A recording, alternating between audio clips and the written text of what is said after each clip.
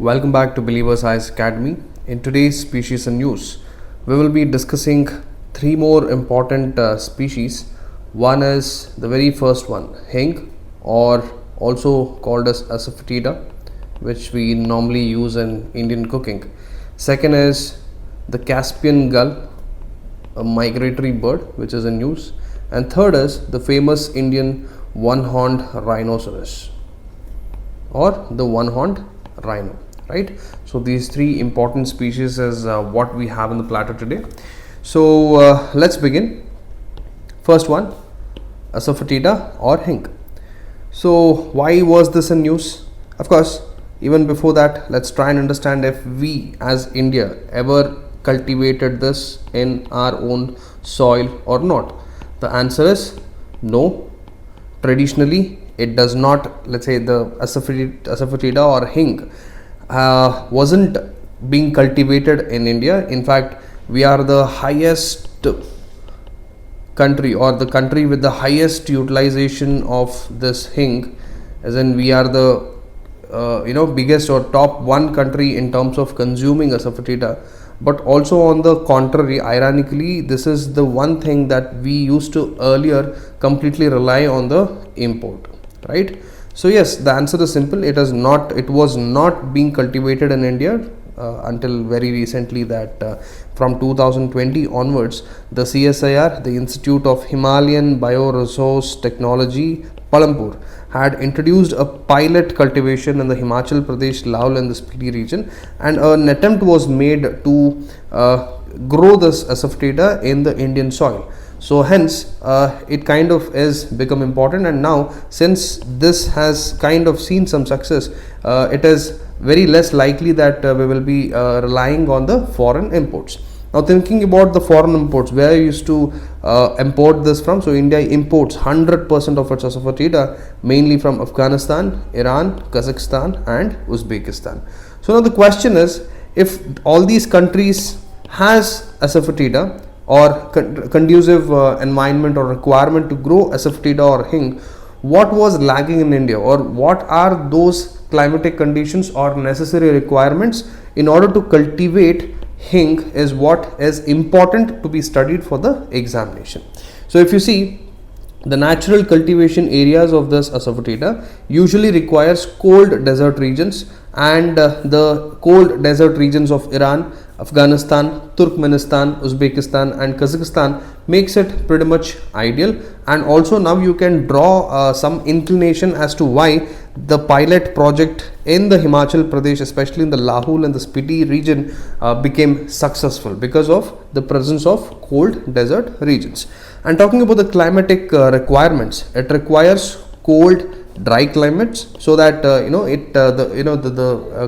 weather is, or the climate is pretty much resilient towards frost, right? So it is frost tolerant. So the major two condition is cold with dry climate, and the second most important thing is the altitude. So it has to have an altitude of 1500 to 3000 meters and requires sandy to sandy loam soil with good drainage. And talking about the rainfall, it requires low to moderate rainfall. So excess moisture, especially for the cultivation of asafoetida, is harmful, right? So when UPSC asks question, either you can expect two things. One is in terms of the utility of India, or let's say how much of the consumption as it is required for India as a country, and how much of it is indigenously grown or imported, right? So this contrast is important, that India used to export.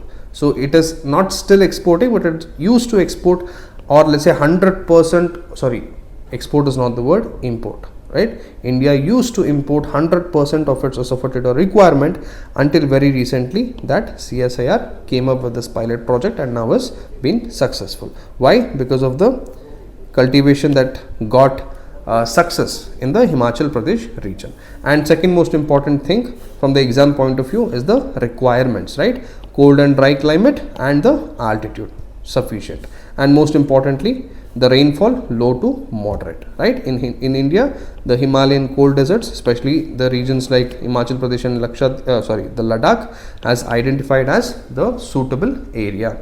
Now talking about the uses of asafoetida, one is we use it in the culinary, especially because of its strong pungent spice, which mostly gets used in the Indian kitchens for making dals, curries, all sort of masala rices, right? And also it not only acts as a flavor enhancer but also aids in digestion, right? So that is also another important thing. The famous rasam of South India or the parts of India, the major component is hing. Without asafoetida, rasam is incomplete, right?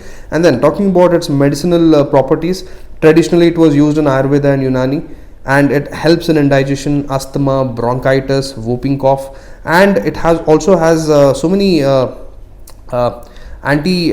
let's say so many health benefits, or so many medically enriched requirements, or let's say enriched particles, like you have antibacterial properties, it has antiviral properties, it has anti-inflammatory properties, right? So this is also important.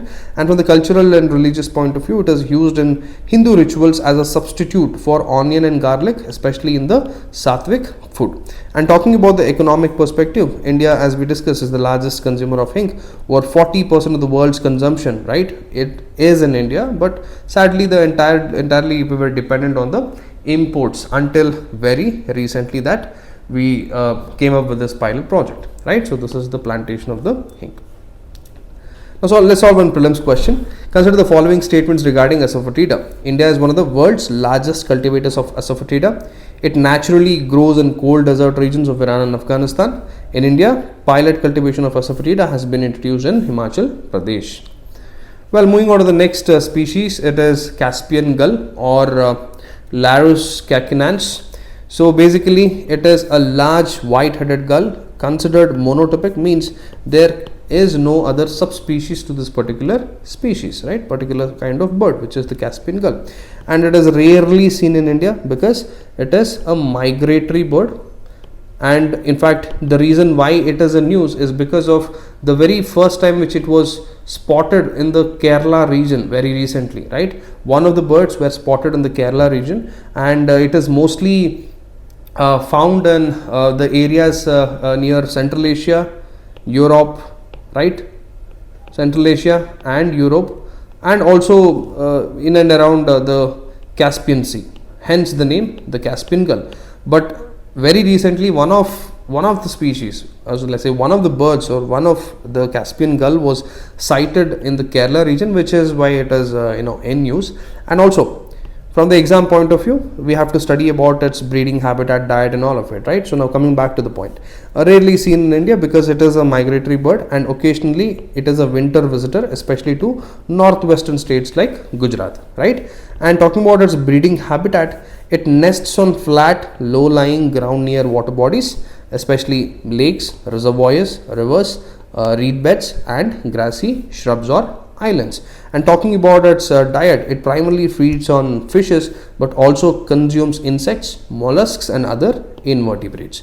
And talking about its migration, it breeds around the Black Sea, Caspian Sea, southern Kazakhstan and the western China, and winters from eastern Mediterranean to the Persian Gulf and the western India. Increasingly disperses into northern Europe. So basically these are all the areas, as we discussed, mostly the Central Asia, the Europe, right, in and around the Caspian Sea and the Black Sea. Now talking about the identification challenge, closely resembles the steep gull, making field recognition difficult. So this pretty much resembles to another species, which is the steep gull, right? Just like we have Caspian gull, there's another steep gull which is quite similar in the appearance, so makes it very difficult to identify. So yeah, that is not required for the examination, but it's okay. Now talking about its IUCN status, it is of least concern. Okay, of course it is not predominantly seen in India, doesn't mean it is vulnerable or threatened or all of it. It is least concern because it is a migratory bird. The concentration of its population is elsewhere, not in India. Now coming to the prelims question. With reference to Caspian gull, consider the following statements. It is a monotypic species with no subspecies. It is a regular breeding bird in northwestern India. It closely resembles the steep gull, making identification difficult. Its IUCN conservation status is vulnerable. Use the comment section, leave your answers below. Now moving on to the next important species, the greater one-horned rhino or the rhinoceros unicornis. So this is one particular species which is pretty much evidently seen in parts of India and Nepal alone, right?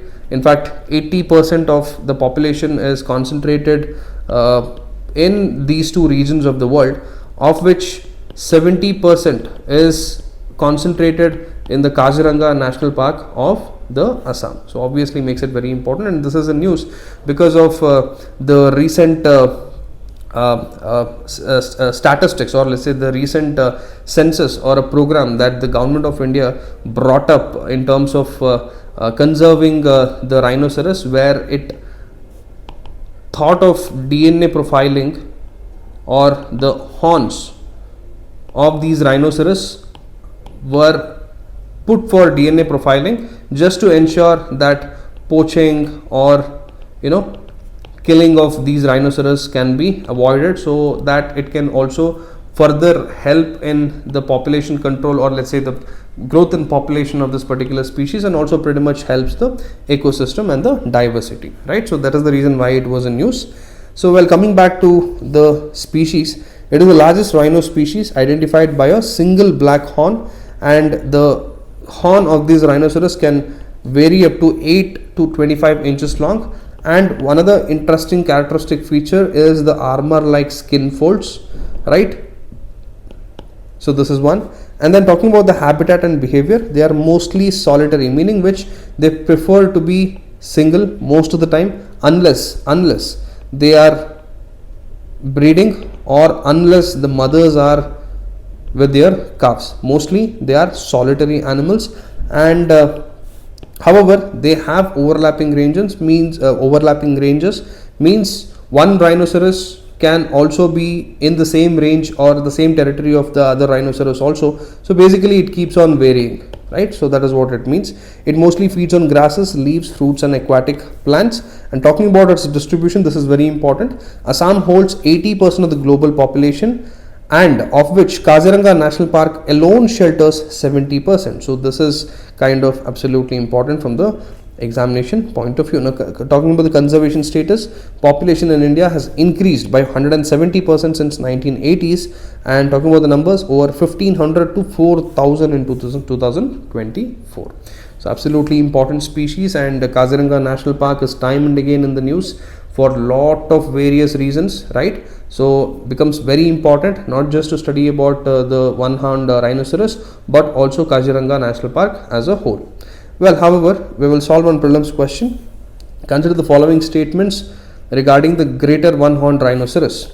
It is the only rhino species found in India. The population is concentrated mainly in Assam, Kaziranga National Park sheltering the largest share. It is primarily a browser, feeding on shrubs and small trees. Use the comment section, leave your answers below, and make sure you make small notes out of all of these videos that we make, right? Anyway, that's all for this particular video. Signing off, this is Madan Gopal. Have a beautiful day.